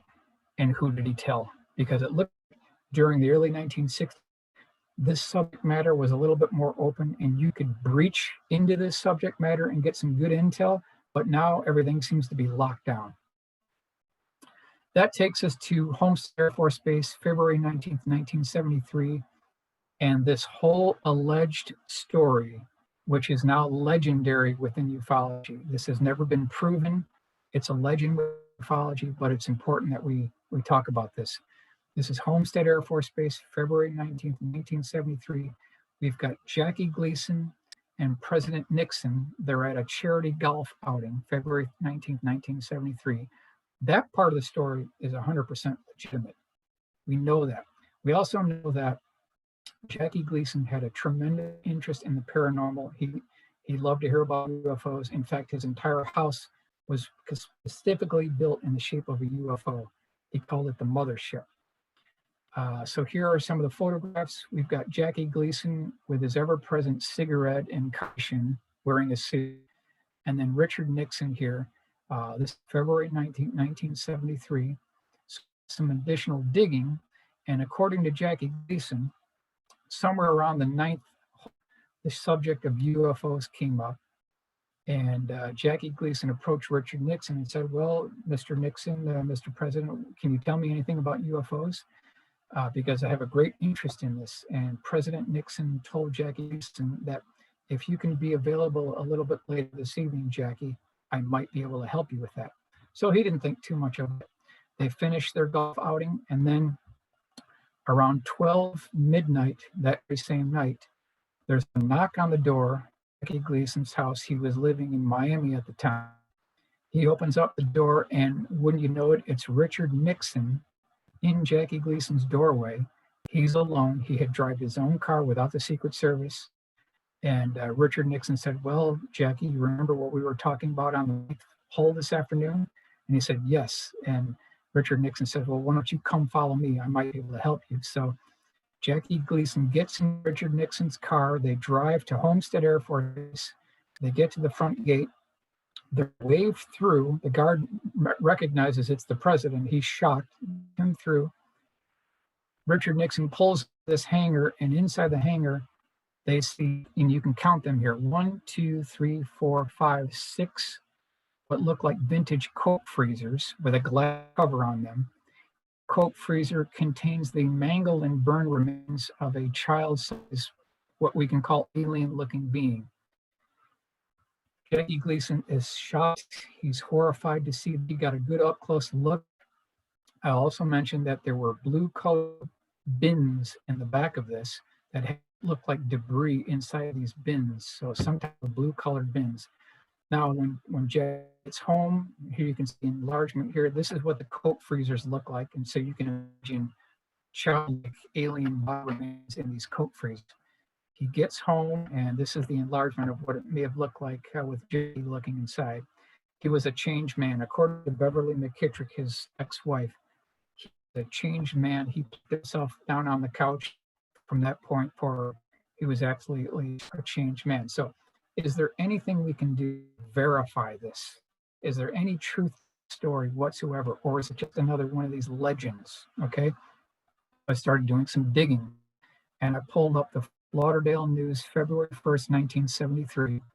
You can see Super Golf with Superstars, Jackie Gleason's Inverary National Airlines Classic, February 19th to the 5th. So the dates check out. Here's the enlargement advertisement for the events. You could actually buy tickets for this. Tampa Tribune, February 20th, 1973, Jackie Gleason in the golf cart driving President Richard Nixon. And then here's Miami Herald, February 1973, during the actual outing itself. So my question is, could President Nixon drive Jackie Gleason from his home in Miami, Florida, all the way to Homestead Air Force Base, show Jackie Gleason the bodies in the car, get back in the car and get him home? Could it be done quickly? Could it be done like an hour's time that the media wouldn't pick up on it? Could he covertly have done this? That's so if you get this MapQuest map here, it is 58 miles from Miami to Homestead Air Force Base. They're saying it takes 29 minutes.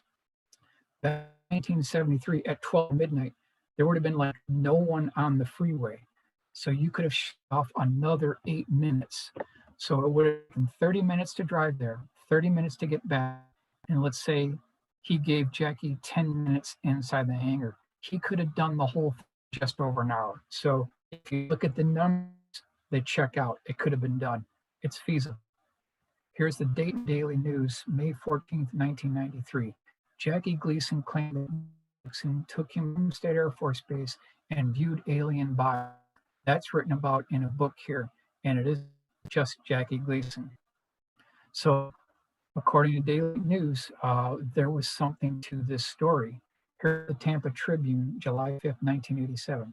In her unpublished biography of the funny man entitled The Great One, Beverly Gleason's second spouse described a bizarre trip Jackie took with the president in 1973 to Homestead Air Force Base in Florida to, she says, were the bodies of 4 dead space aliens recovered by the Air Force. So being picked up by the Tampa Tribune, July 5th, 1997. Here's another one, the Tribune, March 15th. Larry Bryant, the director of the organization, wrote back that there have been reports that McDill Air Force Base in Tampa, Langley Air Force Base in Virginia, and Homestead Air Force Base near Miami have all served as stations or temporary repositories for crash saucer artifacts. This is correct. Homestead Air Force Base is exactly what we're talking about. Larry Bryant was a very big proponent of UFO secrecy ending, and so he had a whole organization. So here they're talking about it in the Tampa Tribune, March 15th, 1985. Let's also talk about President Eisenhower. So we talked about Nixon. Let's talk about Eisenhower here. Did President Eisenhower meet with aliens at Edwards Air Force Base during February 20th of 1954? This is another one of these legends in ufology. This is a book by Paul Blake Smith, The Presidents Eisenhower at Close Encounters, describe this in great detail. And if you open your mind and look at this with somewhat of a skeptical mind, it looks like there's something to this story. It may not just be a legend. Who else was president? This actually took place. We believe Gerald Light, who's a metaphysics expert, he was there. An unknown test pilot was there. Bishop James McIntyre was there. And then Edwin Nurse, who's a Brookings Institute professional, he was allegedly there. What did this actually look like? This may have actually been what it looked like when President Eisenhower met with at least 2 races of beings at Edwards Air Force Base. This is what it actually looks like. Now, is there any proof of this? There were at least 5 craft there, 2 different races of beings, and they got this on motion picture film reel. So somewhere in the Pentagon, at Andrews Air Force Base, there may be this film of this meeting aliens and Eisenhower. Sounds crazy, but there is something to this. Like, here's the spokes review, February 19th, 1954. Here's an Iser at Palm Springs at the Gulf outing. I also contacted a witness who has a father who deceased, who was high up in the Air Force. And this woman's father told me her father said that a handshake has been made. And this is a piece of, I guess you could call it man secondhand testimony. It's another piece of evidence to support the assumption that there could be some type of truth to Eisenhower alien meeting. According to this witness, a handshake has been made. This is a witness that I ran into. Now let's talk about some of these prehistory cases. These are all the Otto Binder reports. These were published as a weekly newspaper column. These were 1965 and 69, many different U.S. newspaper clippings. We'll just run through a few of these here. October 1796, on Columbus Day over 170 years ago, Canadian observers reported an astonishing fleet of airships, UFOs, with portholes and visible occupants sailing over the Bay of Fundy from the Pacific Stars and Stripes. This is back in 1796. This is long before the flight, before manned flight. So we'll do a rendering. This is what these craft may have looked like with these beings in here. And this is 1796. I'll do another one here. July 1868. This is before the 1897 mystery airship wave. July 1868. Villagers in Campajo, Chile, were frightened by a giant armor-plated machine covered with steel scales whose twin searchlight stabbed down brilliantly. This is back in 1868. Who's building these things? Here's the rendering that we came up with. We'll move on to some USO cases. Now, that stands for unidentified submerged objects. And what's interesting about USO is it's almost never talked about within ufology. But according to this report, talking about the Condon report, sponsored in 1969 by the Condon Committee, they spent $600,000 investigating these reports. And they didn't even mention any USO cases. Missed out, according to Jacques Vallée here, of the 1,517 foreign or non-American cases categorized by Jacques Vallée, 50% were at. So what that means is that our taxpayers paid for a $600,000 report that the Condon Committee had researched for all this time, and they didn't even mention one USO, which is unbelievable. They missed out on 50% of the phenomena. It's unreal. 50% of the phenomenon they completely missed out on. Let's talk about some of the USO cases here. Sometimes you have to go outside the get the good information. So that's why the Canadian UFO report did a nice 3-page article on some of their cases. Let's consider one case here. USS Wasp, the coast of Puerto Rico. This is 1963. You can see the USS Wasp here, aircraft carrier. There were 5 naval ships and submarines that were involved in this training exercise. I've got it on the bottom here. The USO was tracked going on 50 knots at a depth of 27,000 feet back in 1963. So I submit to you, in 1963, had the technology to build something that could go 150 knots, 27,000 feet back in 1963. Now, they had been tracking this thing for weeks. Here's another one, June 14th, 1992, Catalina Island. Many ports near Catalina seem to be a base for these USO reports. There were multiple eyewitnesses that saw hundreds of the dish-shaped craft below the surface of the pop up and fly away. This is June 14th, 1992. Preston Dennett has done some very good work. He's got to get credit for these USO cases. Here you can see flying above Catalina Island. Here's another one, February 7th, 1989, near Catalina Island, where this USO, it basically emerged from the waves, sat on the surface of the ocean, and you can see it had these USOs on the back of it. Once it got to the top, it launched these saucer-shaped USOs from the back of it and then stayed there for 50 seconds and then submerged beneath the waves. There were multiple eyewitnesses that saw this. We'll do another one here. August 4th, 1967, Venezuela. Witness described seeing a turquoise-shaped, sphere-shaped UFO that was 18 feet in diameter. It was up from the waves, and basically it's hovering there. And the mid part of this craft had a triangular section that was rotating counterclockwise. And you could see the water coming off of the craft itself. After about 2 minutes, it resubmerged. You didn't see it anymore. So this is back in 1967. Here's another case, USS FDR, October 2nd, 1963, west of Italy. Now, the initial contact was 600 miles from the ship at about 80 feet altitude. Later, it approached the ship at about 10 miles and 5,000 feet. That's the point where they started scrambling F-4 Phantoms, trying to chase after the thing. They could not interrupt these because they were clocked at 4,000 miles an hour. This is back in 1963. Who's got the technology to build, implement, and fly something that can outpace our finest jets back in 1963? Came from Earth beneath the 1955 Antarctic Operation Deep Freeze, Admiralty Bay, USCGC Eastwind. This is a USO that broke through 37 solid ice and then flew away back in 1955.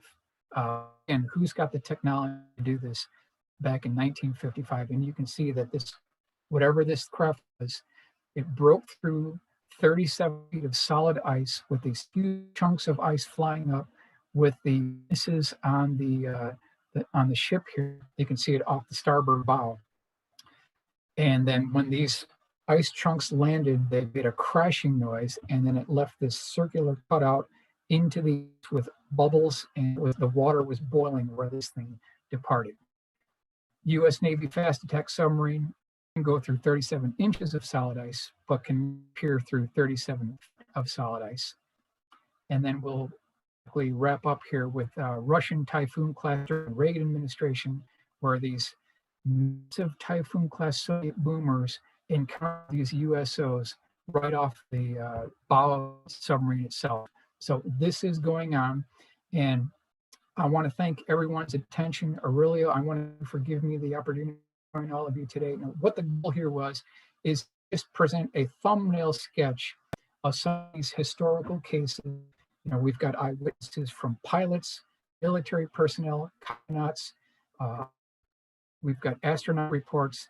They're all reporting these things. This has been going on for centuries, and no matter how the government tries to sweep this phenomenon away, rebranding them as UAP, unidentified aerial phenomenon, it does exist prior to all the 2006 Navy cases, and we want to forget about these historical cases. And thank you for your attention.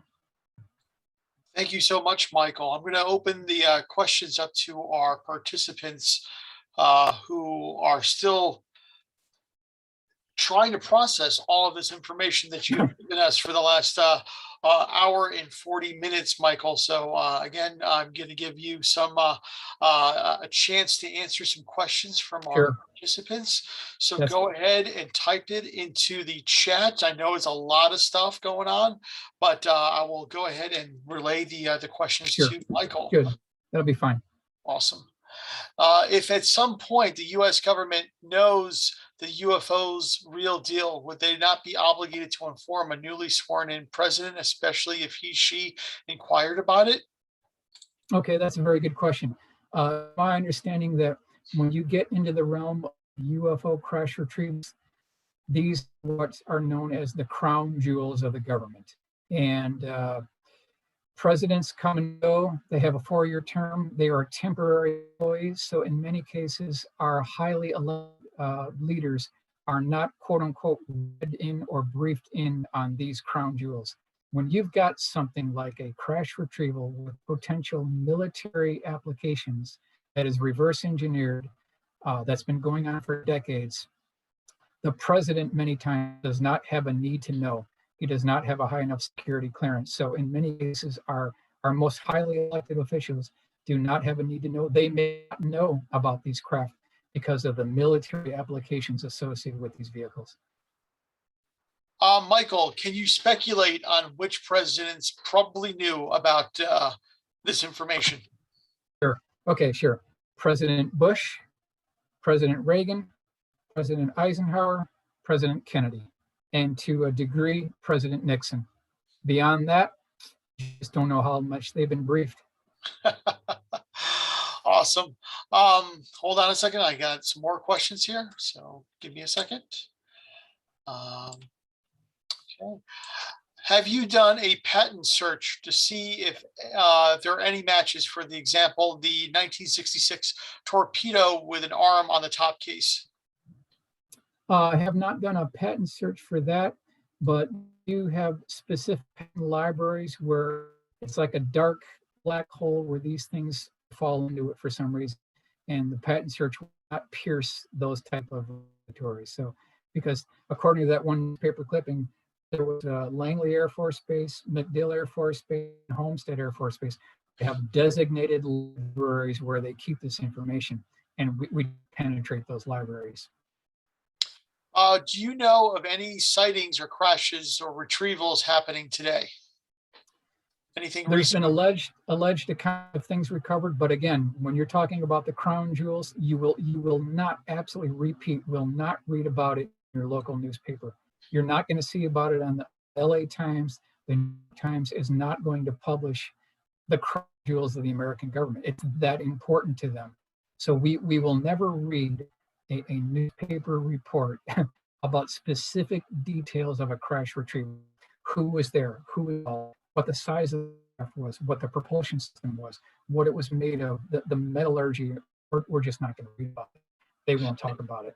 And out of all of these cases, there was never a photograph that was, well, you know. There was a photograph of the bodies. We got close to getting it, but that photograph was taken by the analyst, and he didn't return it. So that was one. The other one, which I also wanted to mention, the 1963 Marine case, just after Kennedy was assassinated, the guard was left alone at hangar guarding 40-foot diameter dish-shaped craft.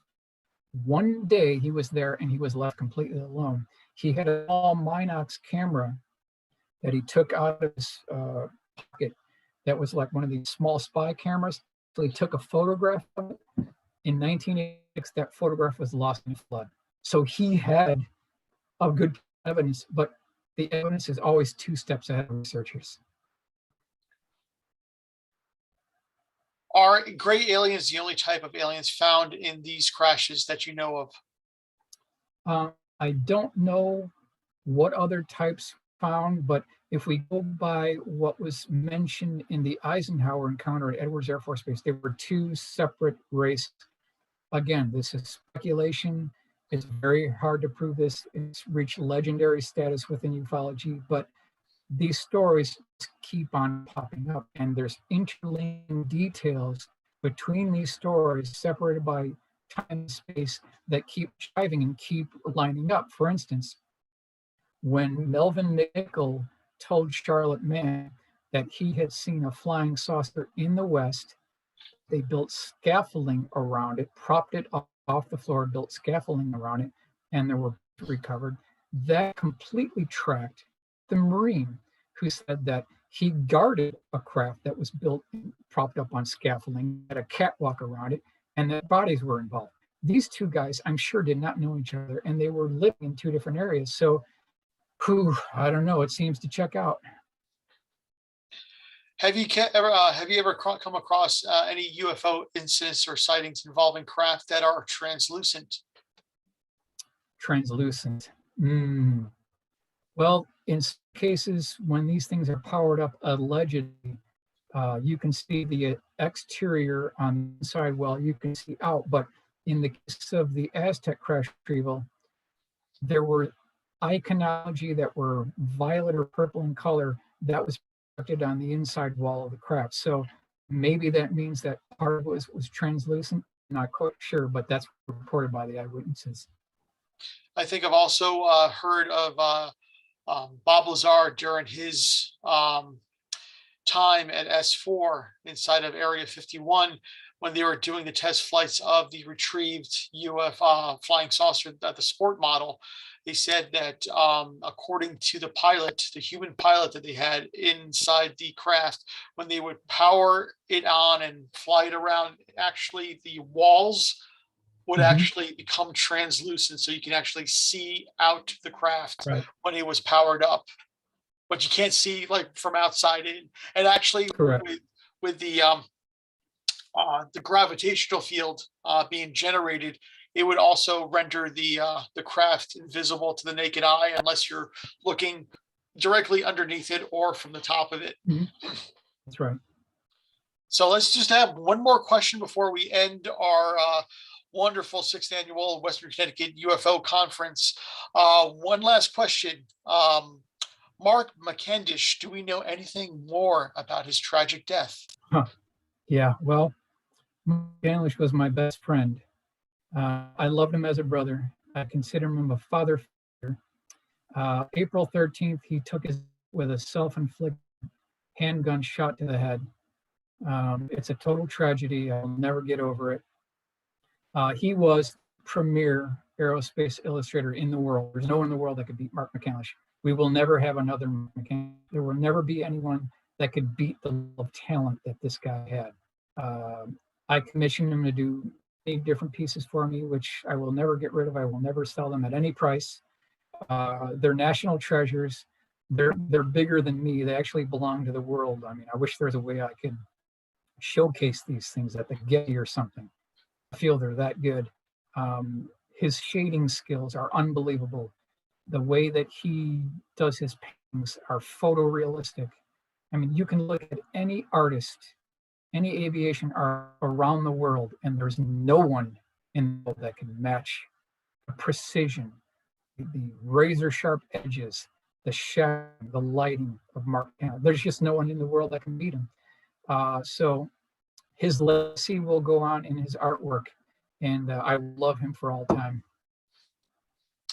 Thank you so much, Michael. And thank you so much for being with us today. And as behalf of the Danbury Library and the Friends of the Danbury Library, we thank you and all the presenters who have shared your knowledge and experience with us this past week. And personally, Mike, I'd like to also thank you for also having such detailed and informative presentations for us here at the Danbury Library. And I also would like to extend the invitation to return next year at your convenience.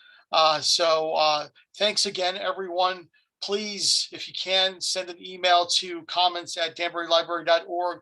Make sure that they know you love this UFO conference, and let the powers that be know that we want this to continue for decades to come.